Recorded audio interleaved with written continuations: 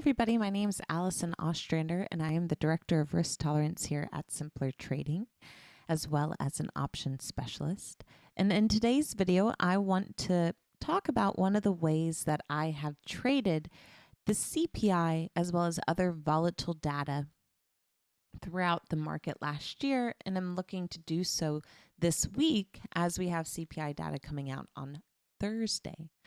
So, for those of you who have either been a member of the 5-Star Trader or have been following along with me for a while, then you might have already come across one of the ways that I have talked about trading through volatile news events like Fed or CPI. And like I mentioned, for those of you who have either been following me on social media or over in one of the Simpler Options trading rooms, then y'all have probably heard me talk about the compound butterfly strategy. And I did certainly talk about that on the 5-Star Trader as well. And that would be a viable strategy to consider going through the CPI news at the end of the week. But I also wanted to introduce y'all to another strategy that I have been using this year that is a slightly smaller risk tolerance for those of you who maybe wanted to keep your risk a little bit lower, but still allows for some excellent profit potential. So let me just go through a couple trades that I have done on prior CPI this past year. Back here on 9/13 was a CPI news event. And so one way you can consider trading through the event is setting up a low risk trade the day prior. And then what I like to do is use my profit recycling reimagine strategy to quote unquote lock in a profit and create a bonus trade into that expiration the next day. So I originally started on the 12th, opening a far out of the money wide long debit vertical spread for a very small risk of 50 cents. I was looking more at the put side at the time. I had a little bit more of a bearish sentiment given the fact that we had recently failed below the 100 period simple. We are right at resistance levels here. And certainly from what we had heard prior to this, to me, it sounded like the market had a good probability of maybe selling off on that news.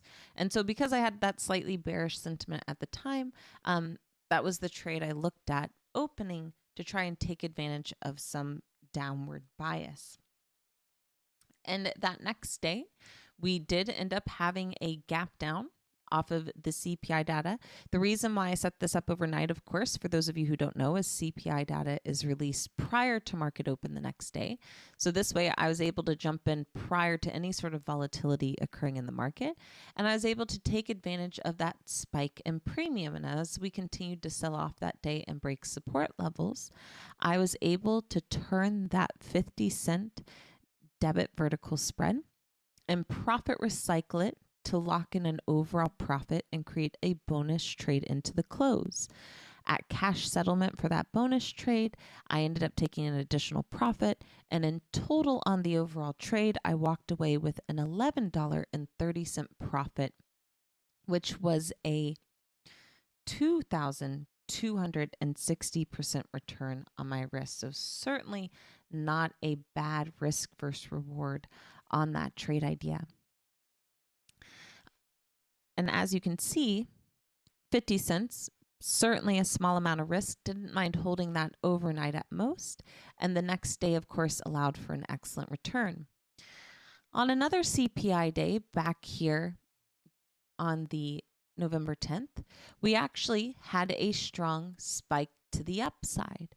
And so because of this move higher that we had, the fact that we were appearing like we were breaking above the 100 period simple again, I decided to actually do an intraday setup the same day of the CPI news. And that's another way that you can consider trading it. So you can set up something the day prior going into the event, prior to any sort of volatility hitting the market, or you can look to jump in during the volatility when you have an idea of which way that volatility is moving and take a trade idea purely off the intraday move. And so that's what I did on the 10th. I started with a risk of 75 cents. I profit recycled that without triggering any of the pattern day trading rules, meaning I did not technically close out of any of my trades, but I protected the 75 cents of capital. I locked in a profit, and I had created a bonus trade for cash settlement. And on cash settlement at the close of market, I ended up walking away with a $587 profit per contract, which was a 782% return on risk.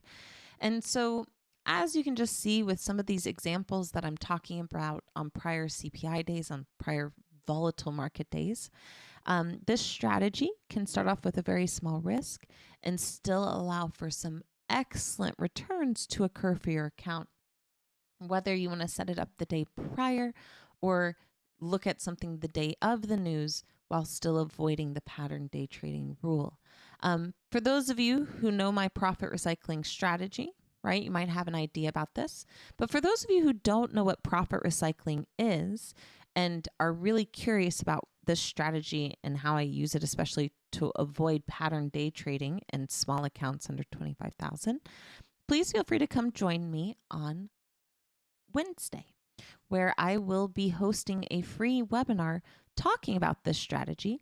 And during the webinar, I will actually walk through a couple trade ideas to consider to play CPI the following day. So if you're interested in a real-time strategy to consider the next day during CPI, or if you also just want to learn about the profit recycling strategy and are curious how I've adapted it to keep my risk low but still benefit from the volatile moves in this market environment, please feel free to join me. I'd be more than happy to see you on Wednesday. And of course, if you can't come, that's all right. You can certainly still sign up. The webinar will be recorded. And you can just go here to simplertrading.com/return. And that's how you can sign up either to join me live for the webinar tomorrow night or to get the recording of it. And I hopefully look forward to talking with y'all then. As always, may the trade be with you, my fellow Jedis, and I'll talk to you next time. Bye. Hey, Allison Ostrander here, Director of Risk Tolerance at Simpler Trading. Thanks for watching the video. If you enjoyed this video, please be sure to like and comment down below to help us out. Also, be sure to subscribe and click the bell icon so you can get notified when we release our next video.